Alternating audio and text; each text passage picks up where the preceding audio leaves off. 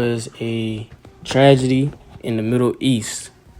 A king had came from a very renowned far land seeking to conquer this little town called Bribble. Bribble is a place with very, very rich gold, rich soil, and all types of properties able to continue on life. This king's name was Edward the Great. Edward the Great wanted this land because whatever it touched, whatever it had, could regenerate his troops so that they can conquer and take on more lands. He heard about this land from a messenger named Adam. Adam went and reported what the land had.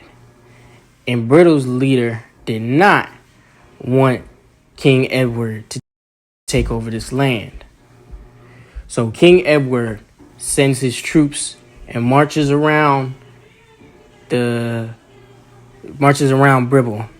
And he says, "Hey, give me your land for protection or I'll take it by force." The leader of Bribble says to himself, what does he want with my land? Then the leader comes out again and says, the leader of Bribble, "Give me your land or we will take it by force." The leader of Bribble says, "No, you may not have my land. My land is for me and my people, and God has blessed us with this land." King Edward says, "I have no choice." So what he does is he charges at Bribble, and they fight a battle to the death. Unfortunately, Bribble was taken by King Edward the Great.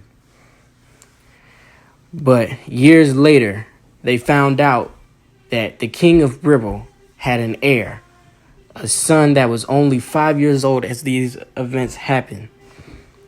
18 years later, the 5-year-old boy becomes a man, and he wants to take back Bribble because of the pain and suffering that the people of Bribble went through in slavery and giving King Edward the Great's people all the resources that the land had to offer.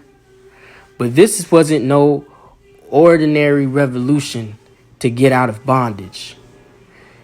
What Bribble's son did, the Prince of Bribble, became very, very high in the army of King Edward the Great.